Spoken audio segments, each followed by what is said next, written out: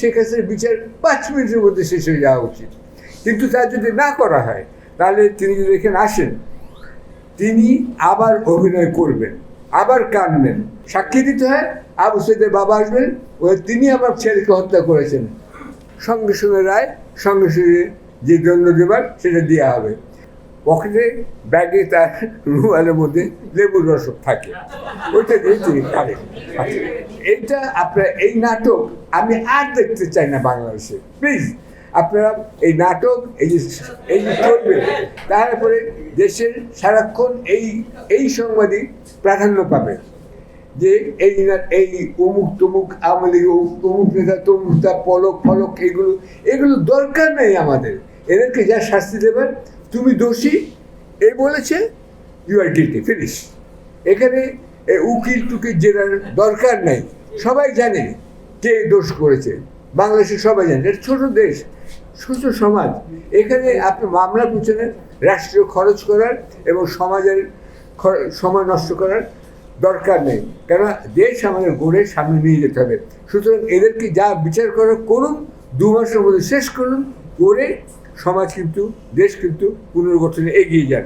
শেখ হাসিনা কি কোনো অনাস্থা প্রস্তাবে পার্লামেন্টে হেরে চলে গেছেন তা তিনি জানেন, তাই তিনি কিন্তু বলতে পারেন একভাবে অসাংবিধানিক উপায়ে তিনি চলে গেছেন, বা ডক্টর ইউনূস এলেন কী করে, বা অ্যাটর্নি জেনারেল বা হলেন কী করে।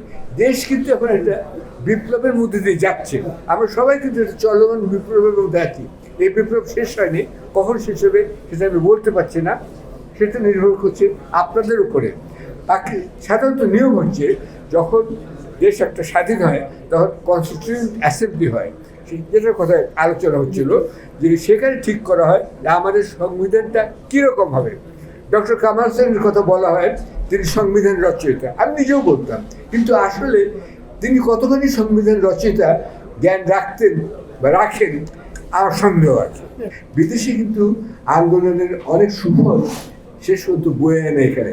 আজকে পিনাকি ভট্টাচার্য যা করেছে, অতীতে তা অনেকে, ধরুন সিরাজুর রহমান করেছেন, তিনি অনেক কথা ফাঁস করে দিয়েছেন যে শেখ হাসিনা বলেছিলেন আমি বাংলাদেশে ফিরে যাব প্রতিশোধ দিতে, এটা ওনার ইন্টারভিউতে এসেছিল। এরকম বিদেশে অনেক প্রতিষ্ঠান আছে, অনেক সংঘ আছে, যেমন ডক্টর ইউনূসের পক্ষে যে নোবেল প্রাইজের যে বক্তা, যে আপনাদের শত নাগরিক কমিটির মতন যে এসছে, সেগুলো করেছে।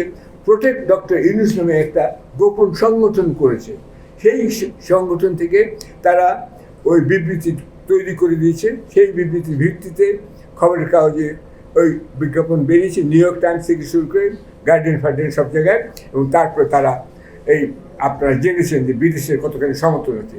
এছাড়া অনেক মিটিং হয়, অনেক জনসভা হয়, রিটার্ন প্রায়ই অর্গানাইজ করে, এবং অনেকেই বার্মিংহাম, লিভারপুল, লন্ডন, বিভিন্ন শহরে হয়, এবং সেগুলোর কিন্তু একটা ধাক্কা এসে পড়ে এখানে, সেটা মনে রাখবেন।